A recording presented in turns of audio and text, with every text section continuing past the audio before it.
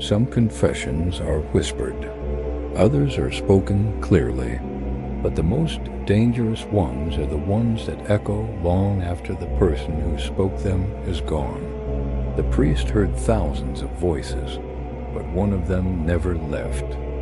This is the second chapter, the confession that was never recorded.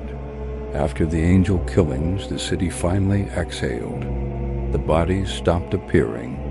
No more wings, no white cloth, no public displays of death. The police reassigned their detectives, and the media moved on to the next big story. The church, once a crime scene, reopened its doors completely. Life was returning to normal. But inside the confessional, the priest noticed something was different. The silence had a new weight to it. Because once you've heard everything, silence doesn't feel like peace. It feels like an accusation. The confession that truly haunted him wasn't one he ever acted on. It was one he simply heard. There was a man who came every week. He was always anonymous, a shadow behind the screen, but his voice was unmistakable. He never confessed to murder or violence. He confessed to guilt, an unnamed act, an unspoken moment from his past, something that happened only once, but never stopped happening inside his mind. The priest listened, week after week, but never chose this man for his own dark purpose. And that, it turned out, was the problem. The man never asked for forgiveness. Instead, he asked a question that chilled the priest to his core. Is forgetting a sin? The man's confessions were always fragmented. He'd say things like, I was there, I watched, and I didn't stop it. He never named the act, never gave any details. Police psychologists would later analyze this pattern, concluding that some people don't confess for absolution. They confess because they need someone to acknowledge their burden. The priest understood this.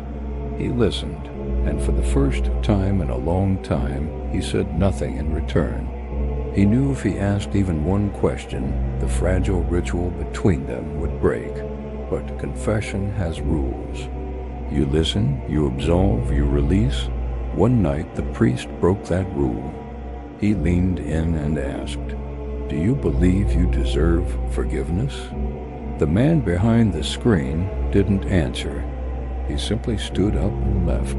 He never returned. 3 months later, they found the man's body. There was no symbolism, no angel wings. He was just dead. The official cause was natural. There were no signs of violence, no ritualistic elements, so the police barely investigated. It was just another lonely death in a big city. But the priest attended the funeral. As he stood there, looking at the man in the casket, he recognized the voice. And in that moment, something inside him shifted. The man had confessed his deepest sin, but no one else in the world had heard it. What happens to a sin when the only witness dies? For the first time, the priest questioned his own belief system. Had he misjudged the nature of redemption? Had he chosen wrong all those years ago? Or had this man been asking not for death, but for something far simpler, for someone to remember? Memory is not evidence, but it's not nothing either.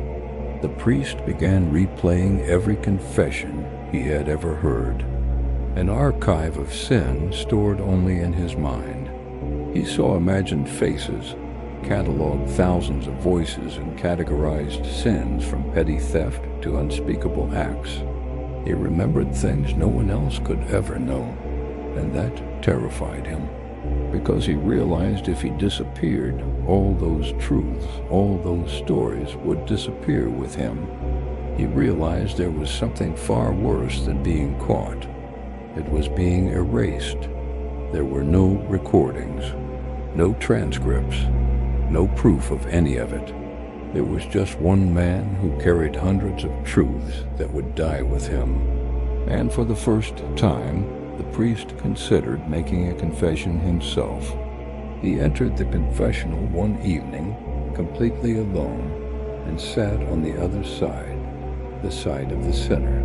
He began to speak aloud, not to God, not to the police, but to the empty room. He named nothing and explained nothing, because a confession without a witness is just sound, and sound eventually fades.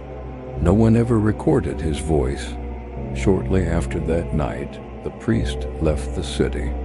He was transferred, reassigned, and eventually replaced. The confessional remained empty, silent, waiting for the next soul.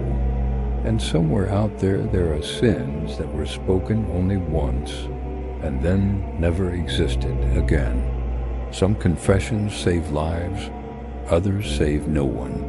And the most dangerous ones of all are the ones that were never recorded, because they leave no evidence, only ghosts. Subscribe to catch up on the final chapter of The Priest.